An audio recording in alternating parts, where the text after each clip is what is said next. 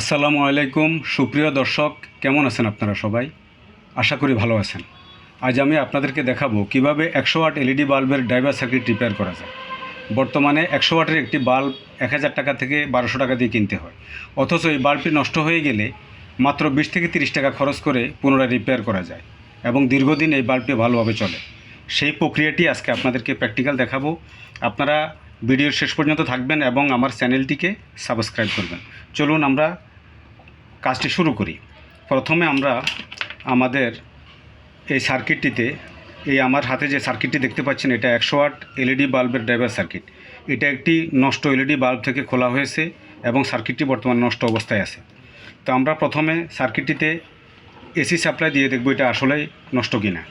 তো আমরা প্লাগটা লাগালাম এবং এখানে ভোল্টেজ মেপে দেখব এবং এটা দিয়ে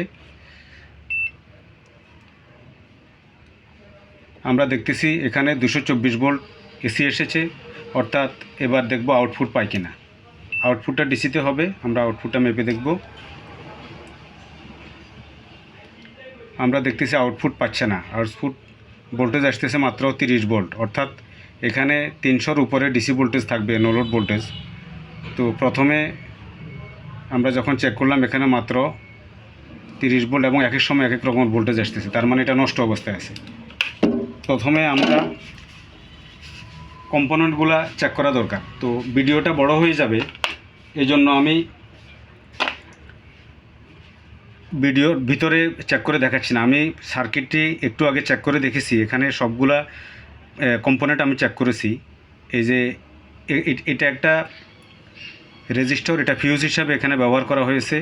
আর এখানে যে ডায়োডগুলো দেখতে পাচ্ছেন, এগুলো রেকটিফাইং ডায়োড, এসিকে ডিসি করার জন্য ব্যবহার করা হয়েছে। আর এই দুটা ক্যাপাসিটর ফিল্টারিংয়ের জন্য। আর এখানে এসএমডি কিছু রেজিস্টর আছে, একটা ট্রানজিস্টর আছে।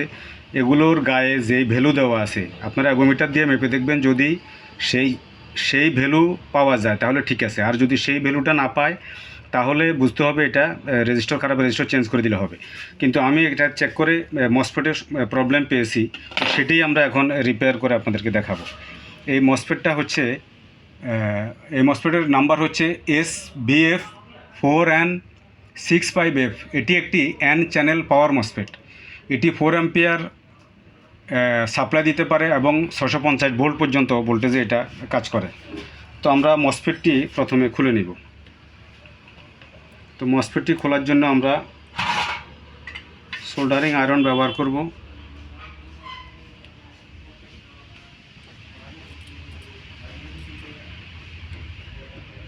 মসফেটটা আমরা খুলে নিলাম।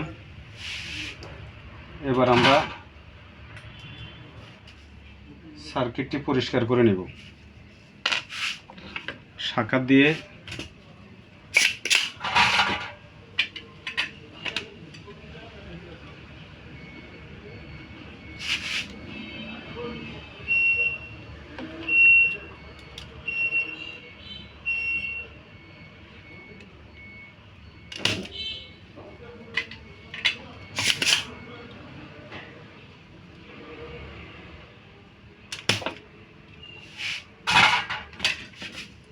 হয়ে গেছে।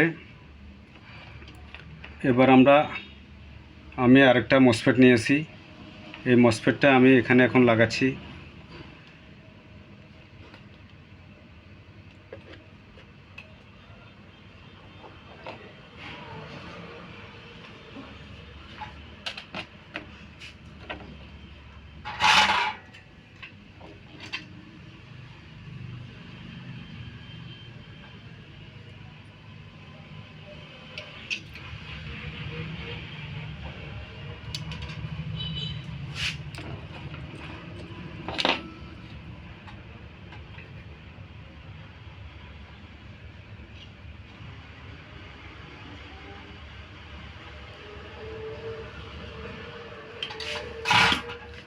মসফেটটি লাগানো হয়ে গেছে।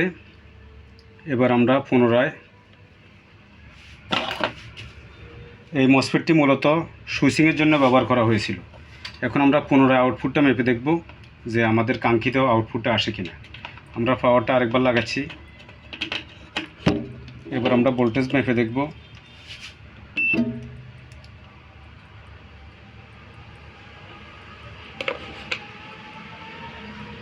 ইনপুটে দেখতে পাচ্ছি 223 ভোল্ট, আউটপুট যথারীতি ডিসিতে হবে। তো আমরা ডিসি ভোল্টেজটা মাপবো এখন।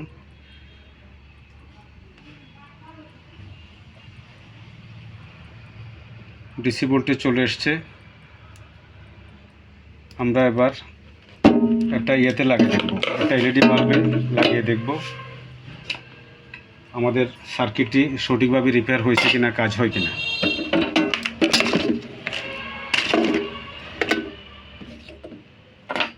এটা একটা 100 ওয়াটের এলইডি বাল্বের সার্কিট। এটাতে আমরা কানেকশান দিব এখন।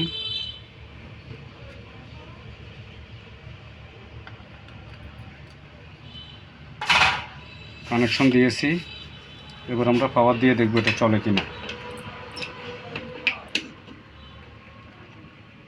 আপনারা দেখতেছেন এটা খুব ভালোভাবে, অতিরিক্ত আলোর কারণে বোঝা যাচ্ছে না, এটা সঠিকভাবে রিপেয়ার হয়েছে।